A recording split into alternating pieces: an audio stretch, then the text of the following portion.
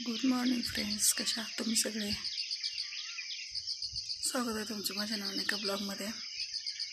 तर बघा, कालच्या ब्लॉगमध्ये तुम्हाला समजलं असेल मी बाहेर चालले. तर तुम्हाला दाखवते, मी इथल्या माझ्या बहिणीकडे आले आणि तिथला सकाळी 6 वाजताचा व्ह्यू कसा आहे ते तुम्ही बघा, तुम्हाला आवडेल नक्की. मी जस्ट आंघोळ वगैरे करून वरती आलेले आहे टेरेसवरती. मी तुम्हाला दाखवते व्ह्यू.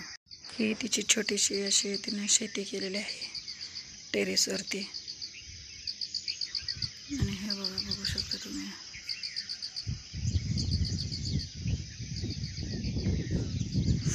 किती छान असं वातावरण, हवा वगैरे एवढी छान येते रात्री पण.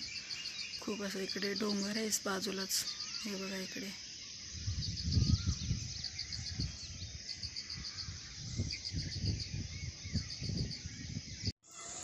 तर मित्रांनो, तिथे गेले आम्ही पहिलं गंध टिलक वगैरे लावून घेतलं. असं बघा, असं थोडंसंच व्हिडिओ शूट केलं. ती माझी बहीण आहे, बहिणीची मुलगी आहे, ती माझ्या भावाची मुलगी आहे. त्याच्यानंतर इकडे आम्ही आंघोळ वगैरे नाही केली, फक्त असं म्हणजे हातपाय वगैरे धुतले नदीला. बघू शकता तुम्ही, खूप असं नदीला पाणी पण आहे. म्हणजे ते समाधी घेतले तिथे पण ज्ञानेश्वर माऊलीने. हे बघा, आम्ही आता दर्शनासाठी आतमध्ये चाललेलो आहे. आतमध्ये मोबाईल अलाउड नसल्यामुळे दर्शनाचा व्हिडिओ वगैरे काही मी काढलेला नाही, फक्त इथून तुम्हाला बाहेरचं दाखवते. तर कोणी आळंदीला गेलं आहे का आणि कमेंटमध्ये सांगा.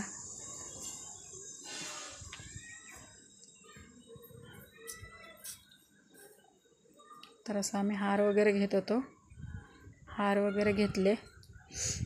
आणि हे बघा, ज्ञानेश्वर माऊलींचं थोडंसं दर्शन झालेलं आहे. तिथं अजिबात अलाउड नव्हता, तर आम्ही बाहेर आलो.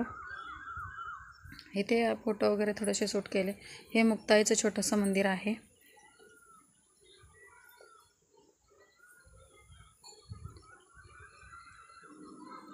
तर फोटो शूट इथे थोडीशी खरेदी केली. चला, भेटूया पुढच्या ब्लॉगमध्ये. कसा वाटला ब्लॉग नक्की